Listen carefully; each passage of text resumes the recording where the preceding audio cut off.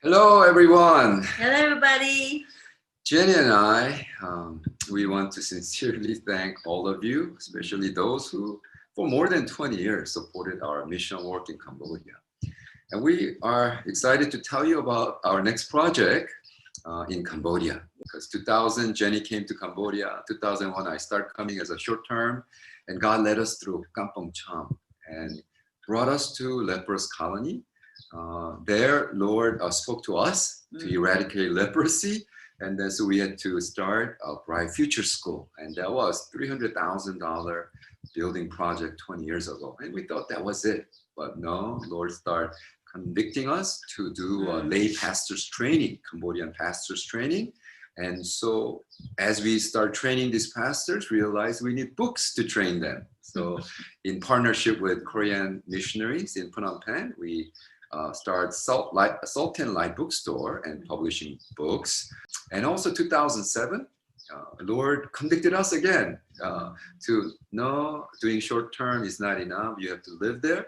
So we rent a house, and then right in front of our house was an orphanage center of peace. So as I said over and over again, it was God's decision. We had no say so. We started ministering together, and eventually when a lot of the students had to leave orphanage because they became older, we start House of Peace. And so next to each other, we lived, and oh boy, we graduated about 20 of them through college, and they all comes back to us, successful Christian men and women of God. We started Oasis House Christian Counseling Center the year after in 2016.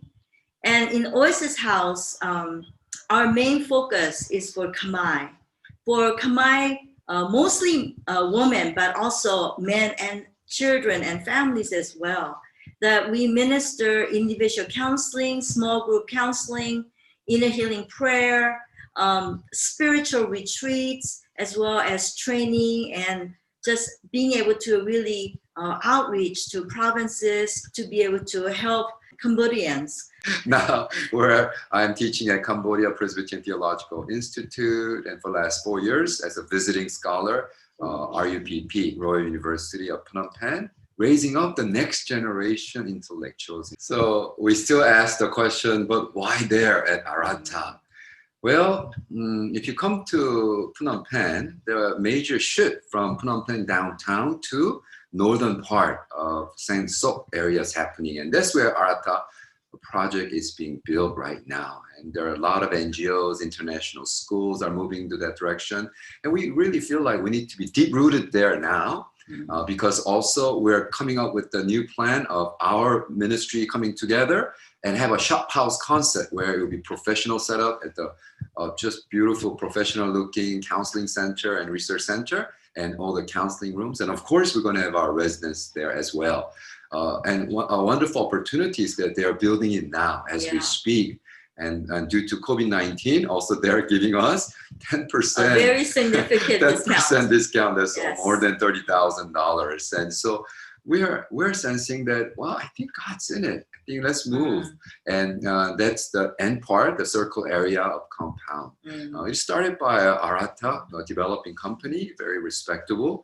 And so we sense, well, it is time. I think God really is changing our role, and the whole budget of 400,000 seems like a big mountain.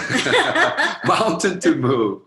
But we really sense that God could do it, and God has been doing that. God always makes a unilateral decision that you do this, and whether it's building school in leprous colony, or doing pastors conference, or publishing, or all this every step. Oasis House, CRRC ministry, my PhD, but then to see the lives of Cambodians change and transform.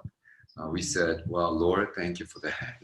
Yes, he's leading us like pillars of clouds and pillars of fire.